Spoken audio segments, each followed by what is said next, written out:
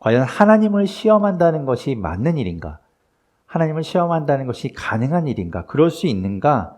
만약에 하나님을 시험한다는 것이 가능하다면 그러면 그것은 무엇을 의미하는 것인가 궁금해졌습니다. 보통 우리는 성경에 나오는 시험이라는 단어가 크게 두 가지 의미가 있다고 알고 있어요. 하나는 나쁜 길로 빠지게 하는 유혹의 의미가 있고, 또 하나는 그 사람을 테스트하고 단련시켜서 그 사람을 성장시키기 위한 좋은 의미의 시험이 있죠. 그런데 오늘 본문에 나오는 시험이라는 말은 그 어디에도 해당되지 않는 것 같아요. 이스라엘 백성들이 하나님을 시험했다. 그런데 하나님을 나쁜 길로 인도하겠습니까? 아니면 하나님을 성장시키기 위해서 하겠습니까? 두 개 다 의미가 맞지 않지요. 그러면 이 시험이라는 말이 등장하는데 이것은 무슨 의미일까요?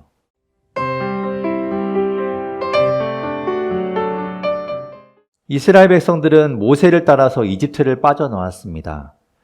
물이 벽처럼 서 있는 홍해를 건넜어요. 그곳에 마른 땅을 건넜습니다. 그리고 뒤쫓아오던 이집트 군대가 그 홍해 바다에 빠져서 다 몰살되는 것을 눈앞에서 지켜보았습니다. 그리고 하나님이 보도 듣도 못한 놀라운 음식, 만나를 내려서 그들에게 먹이시는 것을 경험했습니다. 그렇게 놀랍고 새롭고 정말 기적과도 같은 일을 경험했고, 그러면서 도착한 곳이 오늘 본문 1절에 나오는 르비딤이라는 곳이었어요.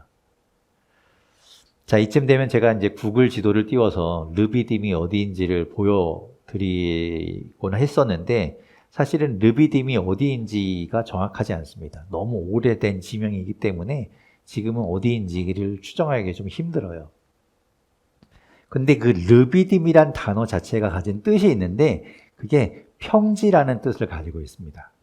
그러니까 아마도 그 많은 사람들, 이스라엘 백성들 계수했을 때 20세 이상으로 싸움에 나갈 만한 사람들의 숫자가 60만 명이 넘었으니까 전체에 따지면 굉장히 많은 숫자겠죠.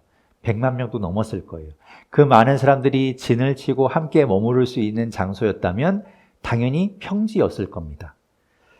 그런 땅이었을 거예요. 넓은 땅, 평평한 땅. 신광야를 떠나서 그들이 도착한 곳. 그랬기 때문에 그곳 또한 내내 광야였을 겁니다. 녹지가 푸르르고 잔디밭이 깔려있고 그런 땅은 아니었을 거예요.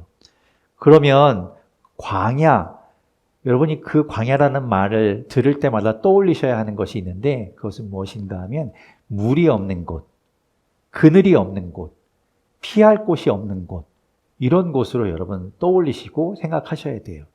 우리가 많이 사진에서 보았잖아요. 그런 곳에 지금 이스라엘 백성들이 도착해서 짐을 풀었고 장막을 쳤습니다. 그들은 모세를 찾아왔어요. 여기는 보니까 물이 없는 곳인데 어떻게 할 겁니까? 물을 어떻게 할 거예요? 대책이 있습니까? 그리고 모세에게 추궁하는 겁니다. 물을 내놓으라는 거예요. 물 어떻게 할 거냐는 거죠. 그들은 지금 과격해져 있습니다. 당장은 그래도 견뎌본다고 하지만 여기에 얼마나 머무를지 모르는데 물이 없으면 그들은 목말라 죽게 될 텐데 대책이 있냐는 거죠.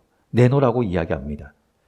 오늘 본문 2절과 3절이 그들의 이야기를 말씀하고 있습니다. 우리 같이 2절, 3절 함께 읽어보겠습니다. 함께 읽겠습니다. 시작. 백성이 모세에게 마실 물을 달라고 대들었다. 이에 모세가 당신들은 어찌하여 나에게 대드십니까? 어찌하여 주님을 시험하십니까? 하고 책망하였다. 그러나 거기에 있는 백성은 몹시 목이 말라서 모세를 원망하며 모세가 왜 그들을 이집트에서 데려왔느냐고. 목말라 죽게 할 작정이냐고 하면서 대들었다. 모세가 당황했겠죠. 모세가 당황했을 거예요. 왜냐하면 자기가 뭘 어떻게 해줄 수 있는 그런 상황이 아니기 때문에 그래요. 물을 달라고 하는데 한두 명이어야 그냥 내가 가지고 있는 거 조금 나눠주고 아니면 달래고 다독거려서 조금만 참아보자. 여기 지나면 그냥 물이 있을 거야. 조금만 견뎌보자, 함께 좀 참아보자라고 할 텐데 말씀드린 대로 그 많은 사람들이 지금 모세를 향해서 물을 달라고 대들고 있습니다. 어떻게 해줄 수가 없어요. 그 많은 사람들을 도저히 감당할 수가 없습니다. 그래서 이야기하죠. 당신들은 어찌하여 나에게 대드십니까? 왜 나한테 뭐라고 합니까? 내가 어쩔 수가 없는데 어쩌라고 나한테 그럽니까? 이런 말이죠. 모세 입장에선 충분히 그렇게 말할 수 있을 것 같아요. 그가 인도해 낸 게 아니잖아요. 그가 그곳에 가자고 한 것이 아니잖아요. 그런데 이어서 모세는 그것이 하나님을, 그들의 지금 태도가, 그들의 하는 말들이 하나님을 시험하는 것이라고 말합니다. 어찌하여 주님을 시험하십니까? 이 부분만 보면 이스라엘 백성들이 하나님을 언급한 적이 없어요. 지금 2절, 3절 읽어봤는데 하나님에 대해서 이야기한 것이 없습니다. 그런데 왜 모세는 이들이 지금 하나님을 시험하고 있다고 말하는 걸까요? 이게 시험인가요? 원망하는 거잖아요. 불평하는 거잖아요. 그런데 왜 이걸 시험이라고 말할까요? 이 지금 문장 속에 우리가 모르는 뭔가 숨겨진 내용들이 있는 건 아닐까요? 조금 더 본문을 살펴보겠습니다. 모세는 이 상황을 해결해 줄 수가 없어요. 물을 떠다가 그 많은 사람들을 먹여줄 수도 없습니다. 그러니 당연히 하나님 앞에 나아가서 하나님께 간구할 수밖에 없어요. 하나님께 기도하며 매달릴 수밖에 없습니다. 하나님 아니고서는 누구도 이 문제를 해결할 수 없기 때문이에요. 이 많은 사람들의 마실 물을 해결해 줄 수 있는 분은 오직 하나님뿐입니다. 모세는 그렇기 때문에 하나님 앞에 나아가서 부르짖습니다. 오늘 보면 4절에 이렇게 말하죠. 우리 4절도 같이 한번 읽어보겠습니다. 함께 읽겠습니다. 시작. 모세가 주님께 부르짖었다. 이 백성을 제가 어떻게 해야 합니까? 그들은 지금이라도 곧 저를 돌로 쳐서 죽이려고 합니다. 모세는 하나님께 울부짖었어요. 지금 상황이 그렇게 긴박해요. 우리가 볼 때는 그냥 한 글자로 써 있으니까 이게 얼마나 긴박하고 위험하고 위태로운지를 체감하기 어렵지만 지금 모세가 이야기하듯이 사람들이 자기에게 돌을 던져서 자기가 지금 죽게 생겼다는 거예요. 지금 자기를 죽이려고 사람들이 혈안이 되었다는 겁니다. 얼마나 긴박하고 얼마나 위험하고 얼마나 위태로운지를 알 수 있어요. 그렇게 사람들은 흥분해서 모세를 잡아 죽이려고 지금 난리를 치고 있습니다. 그런데 그 중에도 아마 모세를 도와서 그 많은 사람들을 좀 진정시키려고 말리려고 하는 사람들도 있었을 거예요. 여러분, 모세가 일부러 그런 것이 아니지 않습니까? 지금 우리가 모세를 죽인다고 해서 문제가 해결됩니까? 물이 나오는 것 아니지 않습니까? 지금 흥분을 좀 가라앉히고 대책을 좀 생각해 봅시다. 물을 어디로 구하러 가든지 우리가 이동을 하든지 아니면 모세에게 하나님께 좀 기도해보고 다른 곳으로 좀 가자고 이야기하든지 좀 뭔가 좀 해봐야 되지 않겠습니까? 우리도 역시 다 목이 마르지만 우리가 좀 차분하게 생각해 봅시다 라고 말리는 사람들도 있었겠지요. 그런 사람들이 없었다면 모세는 진작에 죽었을 거예요. 모세는 하나님께 기도합니다. 하나님 어떻게 해야 합니까? 지금 이 상황을 어떻게 해야 합니까? 하나님 도와주십시오. 지금 한시가 급하니 뭘 하면 좋을지 알려주십시오. 지금 상황이 지금 너무 위급합니다. 이러다 저 죽습니다, 하나님. 그럴 때 하나님께서 모세에게 말씀하셨습니다. 오늘 보면 5절과 6절입니다. 5절, 6절 같이 읽겠습니다. 함께 읽겠습니다. 시작. 주님께서 모세에게 말씀하셨다. 너는 이스라엘 장로들을 데리고 이 백성보다 앞서서 가거라. 그리고 나일강을 친 그 지팡이를 손에 들고 가거라. 이제 내가 저기 호렙산 바위 위에서 너의 앞에 서겠으니 너는 그 바위를 쳐라. 그러면 거기에서 이 백성이 마실 물이 터져 나올 것이다. 모세가 이스라엘 장로들이 보는 앞에서 하나님이 시키신 대로 하였다. 아멘. 호렙산이 어디인가 하면 호렙산은 시내산의 다른 이름입니다. 시내산은 우리가 좀 익숙하죠. 모세가 하나님께 말씀을 받았던 그런 산입니다. 시내산보다 조금 더 넓은 지역을 보통 이제 호렙산이라고 부르는 것 같아요. 우리가 생각할 때 산 그러면 이렇게 솟아오른 곳이 산이잖아요. 그런데 그 산이 평지에 그냥 봉우리만 우뚝 솟아있지 않아요. 여러분 지리산을 생각해 보시면 지리산이라고 부르는 그 산이 그냥 봉우리 하나만 딱 있는 산이 아니죠. 넓게 퍼져 있습니다. 그래서 여러 지역에 뭐 경상도와 전라도에 막 걸쳐 다 있어요. 그러니까 그렇게 산 그러면 크죠. 오늘 배경이 되는 르비딤을 이제 지나서 조금 더 가게 되면 이제 시내 광야에 가게 되는데요. 거기에서 모세는 시내산에 올라갑니다. 오늘도 그 시내산이라고 부르는 호렙산에 올라갔잖아요. 그 이야기는 뭡니까? 지금 그 호렙산이라고 부르는 시내산이라고 부르는 그 커다란 넓게 퍼져 있는 그 산을 이스라엘 백성들은 지금 돌아서 가고 있는 거예요. 르비딤에서 그 산을 쭉 돌아서 이제 산 밑에 있는 시내 광야까지 가게 되는 거죠. 하나님은 모세에게 이스라엘 장로들과 함께 산 쪽으로 올라오라고 이야기합니다. 그리고 하나님께서 말씀하신 그 이스라엘 장로들은 이스라엘의 지도자예요. 각 지파의 지도자들, 어른들. 하나님은 왜 그들과 함께 오라고 하십니까? 그들에게 보여주려는 거예요. 그들에게 하나님께서 어떻게 일하고 계시는지, 하나님께서 어떻게 그들에게 베풀어 주시는지를 보여주시려고 그들을 증인 삼아서 지금 함께 오라고 말씀하십니다. 그리고 또 하나님은 모세의 손에 지팡이를 들고 오라고 이야기하세요. 그런데 그 지팡이를 뭐라고 설명하는가 하면 나일강을 친 지팡이라고 이야기합니다. 나일강을 친 지팡이 기억나십니까? 하나님께서 모세를 부르실 때 모세가 가지고 있던 지팡이가 있어요. 원래 모세가 가지고 다니던 지팡이입니다. 그런데 하나님께서 그 지팡이에게 특별한 능력을 주시고 능력을 주셨다기보다는 능력을 보여주신 거죠. 그리고 그 지팡이를 통해서 놀라운 일들을 하십니다. 특별할 것 없는 그냥 나무로 만든 지팡이이지만 모세에게 하나님의 확신을 주기 위해서 그 지팡이를 뱀으로 변하게 하십니다. 그리고 그 지팡이를 가지고 이집트 왕 바로 앞에 나아가서 이스라엘 백성들을 풀어주라고 이야기하고 그가 그 말을 거부하자 이집트를 흐르는 나일강을 그 지팡이로 쳤을 때 그 강물이 피로 변하게 됩니다. 그래서 그 강의 모든 물고기들이 죽게 되고 그 강에서는 악취가 나고 마실 수 없는 물이 되고 말아요.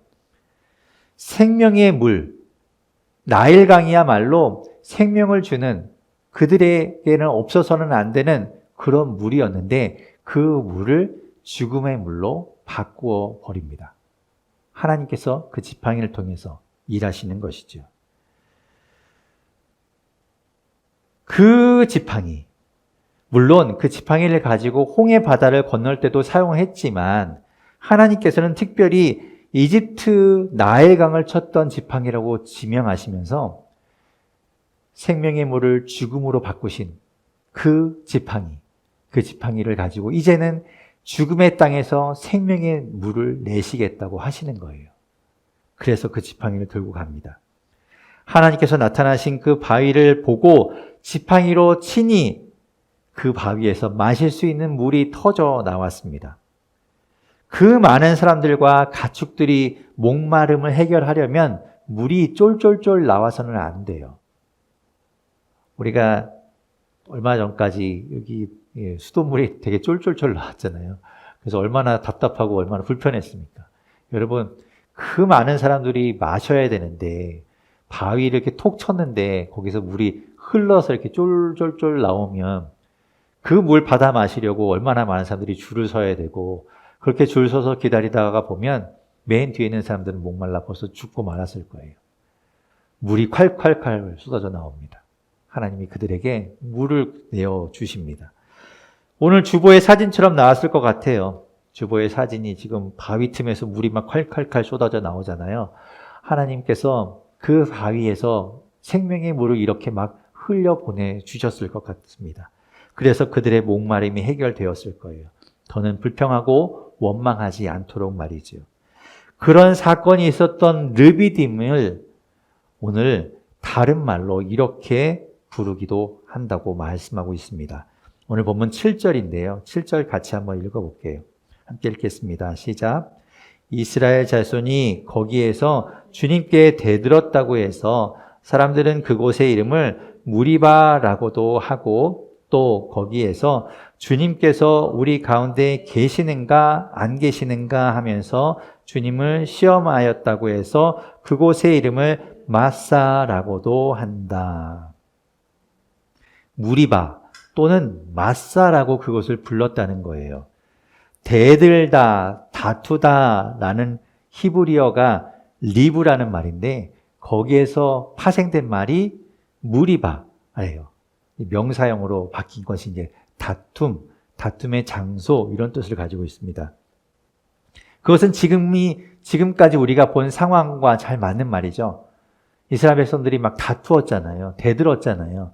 물 달라고 지금 막 서로 막 싸우고 모세에게 와서 대들고 모세를 죽이려고 하고 막 흥분했고 그런 여러 가지 상황들과 잘 어울리는 말이죠. 그런데 또 다른 이름인 마사라는 말은 이런 이유로 불렸다고 해요. 그들이 하나님을 시험하였기 때문이라는 거죠. 시험하다는 말이 히브리어로 나사라는 말인데요. 거기에서 또 파생된 말이 마사예요.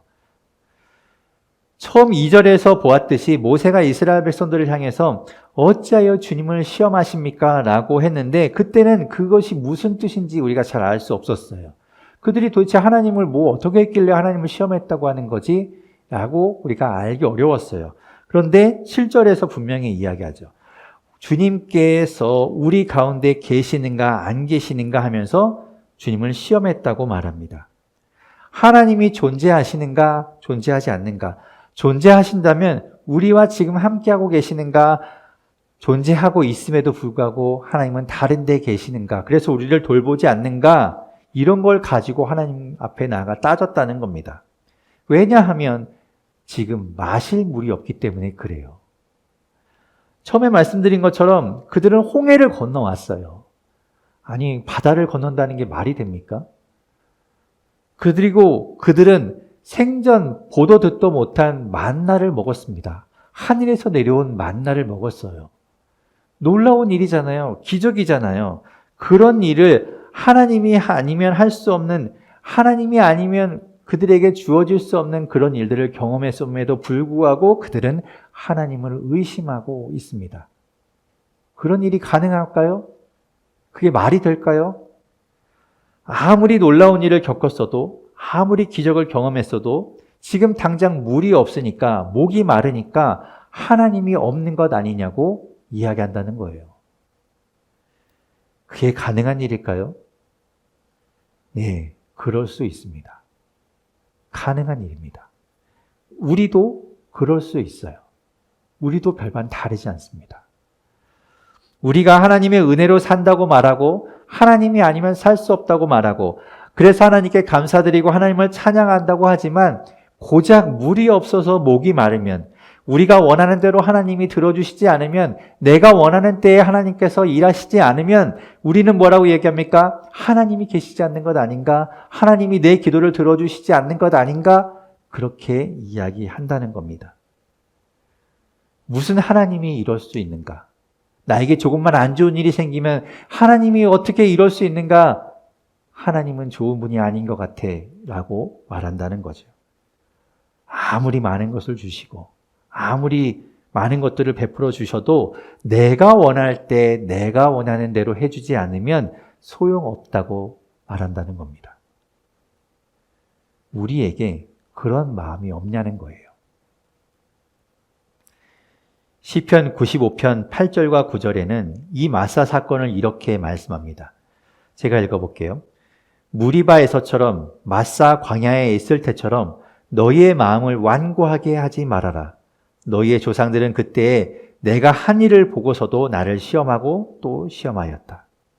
하나님이 하신 일들을 그들은 경험하고 겪어보고 다 보고 만져보았음에도 불구하고 하나님을 시험하고 또 시험하였다고 이야기합니다.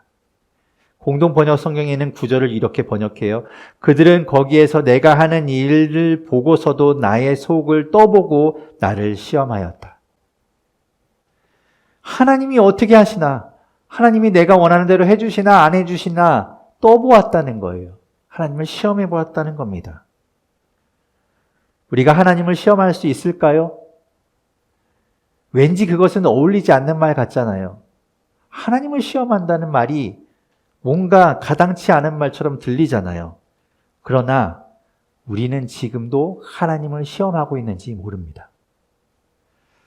예수님이 세례 요한에게 세례를 받으신 이후에 40일 동안 광야에서 금식하시면서 시험을 받으셨어요. 마귀에게 시험을 받으셨습니다. 그때 마귀는 예수님을 성전 꼭대기로 데리고 가요. 그리고 거기에서 예수님 보고 이야기하죠. 뛰어내리라고 말합니다. 네가 정말 하나님의 아들이라면 하나님이 너를 다치지 않도록 천사들을 보내서 너를 받쳐줄 거야. 뛰어내려 봐. 하나님이 그렇게 하실걸? 그때 예수님은 이렇게 말씀하세요. 주 너의 하나님을 시험하지 말아라. 그 말은 무슨 말입니까? 곧 자신을 위해서 하나님을 이용하지 말라는 말이에요. 얼마든지 우리가 그럴 수 있다는 말입니다. 충분히 가능성이 있다는 말이에요. 하나님을 시험할 수 있을까? 네, 물론이죠. 우리는 그러고도 남은 사람들이에요. 내가 원하는 대로, 내가 원할 때 하나님이 하시는가 아닌가, 내가 기도하지 않아도 하나님이 알아서 들어주셔야 하는가 아닌가, 내가 바라는 대로, 내가 꿈꾸는 대로 하나님 역사하셔야 되는 것 아닌가, 내가 원치 않는 것, 내가 바라지 않는 것은 나에게 주지 않아야 하는 것 아닌가, 그렇게 생각한다면 우리는 하나님을 시험하고 있는 겁니다. 하나님이 내가 원하는 대로 움직여줄 수 있는가 아닌가를 따지고 있다면, 그렇게 해주기를 바라고 있다면 우리도 하나님을 시험하고 있는 거예요. 여러분, 우리가 하나님을 신뢰한다는 것, 우리가 하나님을 믿는다는 그런 말은 하나님께 맡기고 기다린다는 말이 되기도 합니다. 하나님의 때에, 하나님 보실 때 좋은 것으로 우리에게 주시기를 믿고 기다린다는 말이 바로 믿음이라는 말이에요. 때로는 우리가 원하지 않는 것을 주실 때도 있고, 우리가 주기를 바랬지만 우리에게 주지 않을 때도 있어요. 왜냐하면 그것은 우리에게 맞지 않아서이고 우리에게 도움이 되지 않기 때문이죠. 우리를 위해서 하나님은 거절할 때도 있고 그것을 미루실 때도 있어요. 다른 것으로 주실 때도 있습니다. 그것을 받아들이는 것, 하나님이 나를 위해서 그렇게 하셨겠지라고 받아들이는 것, 그것이 믿음입니다. 내 눈으로 볼 때는 아닌 것 같은데 하나님이 우리에게 하나님의 눈으로 볼 때 좋은 것을 주시었겠지. 하나님을 믿으니 그것을 받아들이는 것, 그것이 하나님을 신뢰하는 겁니다. 우리가 하나님을 시험할 수 있을까? 네, 우리는 언제든지 어느 때든지 하나님을 시험할 수 있습니다. 예수님 말씀하신 것처럼 주 너의 하나님을 시험하지 말아라. 여러분, 조심하십시오. 항상 우리 자신을 돌아보아야 합니다.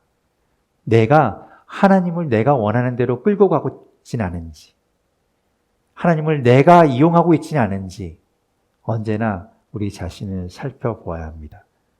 여러분, 하나님을 시험하지 마십시오. 하나님을 신뢰하십시오. 하나님을 믿고 하나님을 의지하고 하나님 앞으로 나아갈 수 있는 우리 모두가 되기를 주님의 이름으로 축원합니다.